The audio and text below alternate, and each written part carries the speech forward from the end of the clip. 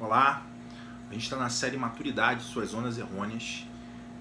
A referência dessa série é o livro do Dr. Wayne Dyer, Seus Pontos Fracos, Your Erroneous Zones. E esse primeiro tema é referente ao primeiro capítulo do livro, assim, que é assumir o controle de si. E a gente está no quarto episódio hoje, que é sobre preferir a saúde à doença. Preferindo a saúde à doença. Então vamos lá. Doenças físicas em geral são resultantes de desdobramentos objetivos de coisas. Se você for picado por um mosquito contaminado lá na Amazônia, por exemplo, é quase certo que você vai contrair uma doença como a malária.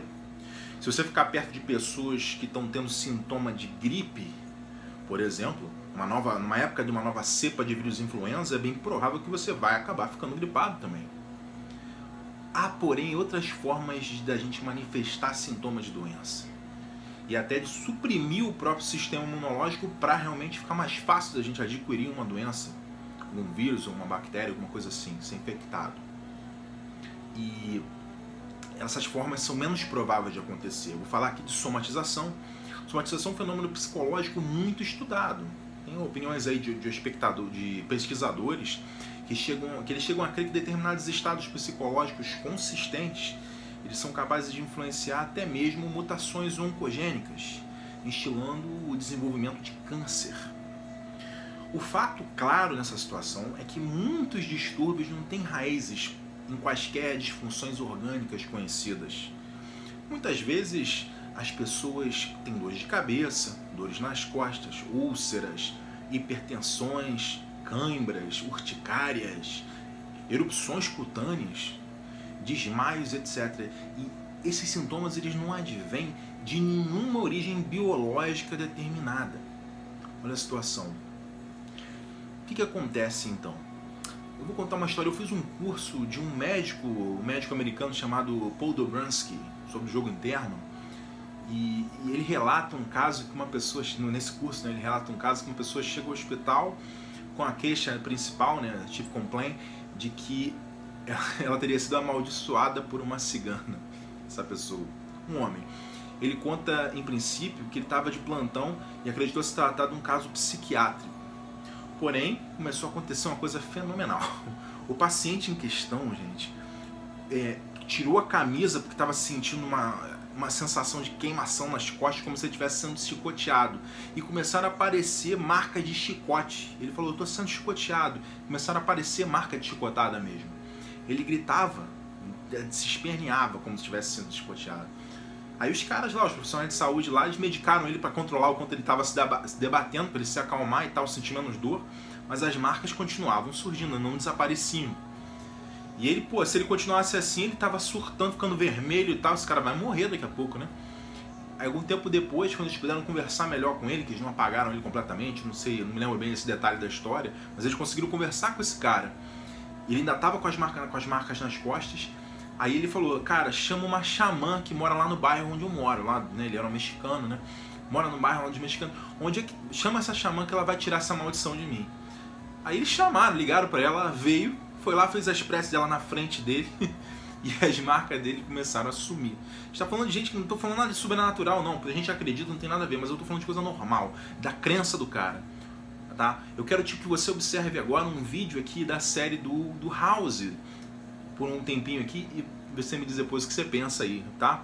E a gente continua a seguir o vídeo.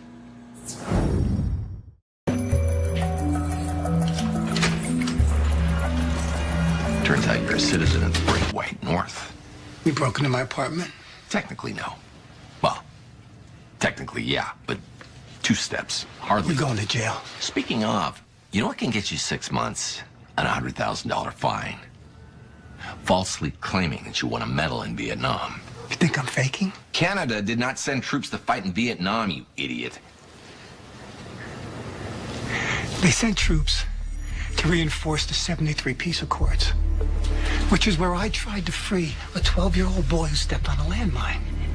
36 years later, every second I feel pain in my hand like I'm still grabbing that boy's arm, even though my arm isn't there. So no, I'm not faking it. Oh. On a related note, go Maple Leafs.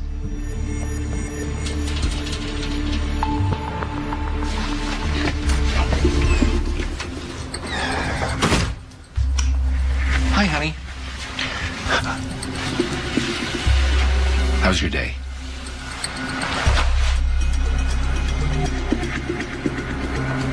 Morning. First of all, my bad. I've gone through this whole thing recently. I don't want to bore you. Short version. I'm really trying to do work on some stuff. This is a definite setback. Although, in fairness, you really did make it tough. Phantom pain, your missing arm, 5 different kinds of painkiller in your medicine cabinet. That's what this magic box of neurological trickery is for.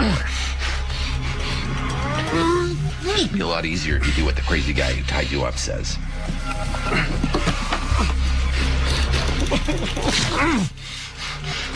Put your hand in there. Put your hand in there.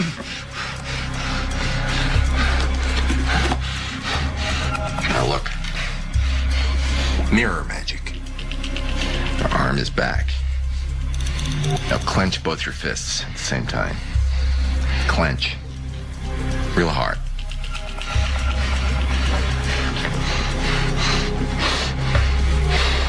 If you believe in God, pray this is gonna work. You might also want to ask him why he blew off your arm. Ready? Now let go.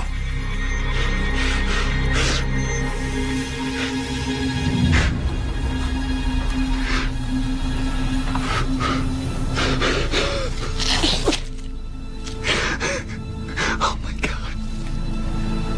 Relaxed. For 36 years I've been in pain, and it's finally gone.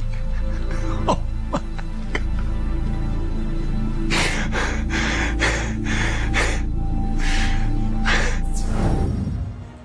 Então, gostou desse trecho da série House? A questão é a seguinte, então qual é? É desse tipo de coisa que eu tô falando. Não é de qualquer extremismo milagroso, sobrenatural que eu quero dizer aqui. Nada contra, né? Eu não quero curar, mas eu não tô querendo curar uma lombriga com meditação. Não é isso. Vai ter que tomar remédio de verme. O protagonista da série Dr. House, aí nessa cena que você viu, ele serve como um agente que proporciona uma quebra de crença muito forte que ficou instalada na mente desse paciente, desse cara, né? Desse ex-combatente, desde o evento traumático que o cara teve, de segurar a criança, quando essa criança acabou sendo explodida por uma mina terrestre, levando um pedaço do braço dele junto. É o que ele conta.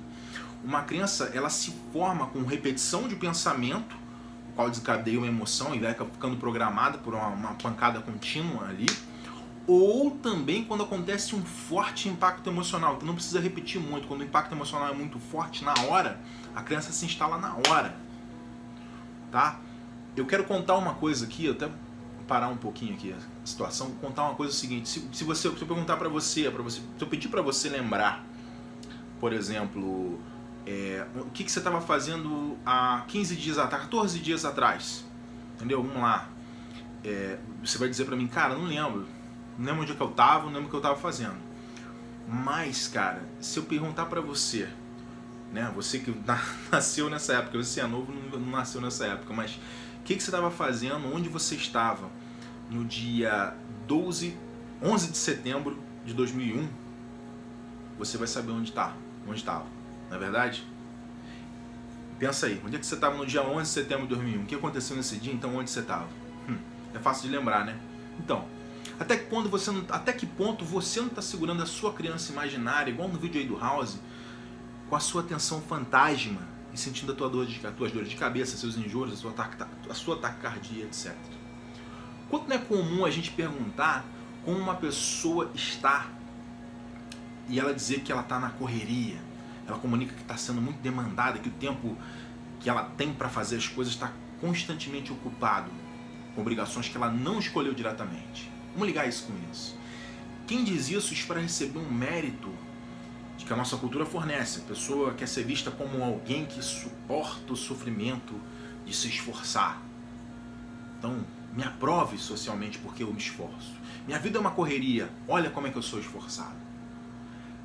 Se a gente sai de casa para trabalhar 16 horas por dia, pensa nisso. Se a gente sai de casa para trabalhar 16 horas por dia, construindo cesta de vime, e para cada uma que a gente vende por, né, que a gente vende por 100 reais, a gente gasta 200, Nosso esforço não só não valeu nada, quanto ele custou o dobro. Era melhor ter ficado em casa para não ficar com o dobro do prejuízo.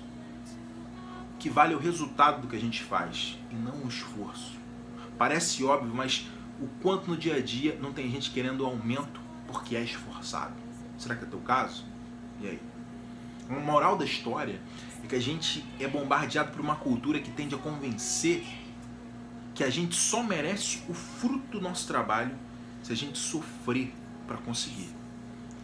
Ao passo que quando a gente atinge a maestria em uma habilidade, tudo que a gente faz parece fluir sem nenhum esforço. Então não faz muito sentido, na verdade. Se eu quero adquirir a maestria, mas eu tenho que sofrer. Nosso universo cultural também tenta convencer a gente de que a gente também não pode controlar a maneira como se sente em relação ao trabalho que a gente desempenha. De que a gente tem que aceitar sofrer para amenizar. A gente precisa apelar para fatores externos como remédio, manguaça mesmo também. É uma balela que a sociedade faz com as pessoas engolirem de que elas são prisioneiras indefesas e que precisam da salvação do último produto lançado ou da orientação de algum guru salvador, seja ele espiritual, político e tal, que clama ter respostas. Isso é balela. Se a gente sair dessa, se a gente não cair nessa, aliás, a melhor coisa é não cair nessa, aliás, se a gente cair nessa, a gente vai no mínimo acabar escolhendo se autoflagelar, para não sentir culpa por ser feliz, rico, respeitado, saudável. A gente vai achar que a gente não merece. Não vai comemorar, não vai celebrar. Só você mesmo pode melhorar a sua sorte e construir a sua felicidade. Depende de você assumir o comando da sua mente e começar a praticar os sentimentos e os comportamentos escolhidos por você mesmo. No próximo episódio desse primeiro tema, a gente vai falar sobre evitar a paralisia. É um tema central de autoconsciência, um nível bem prático, mas ao mesmo tempo muito profundo. A gente se vê lá. Força.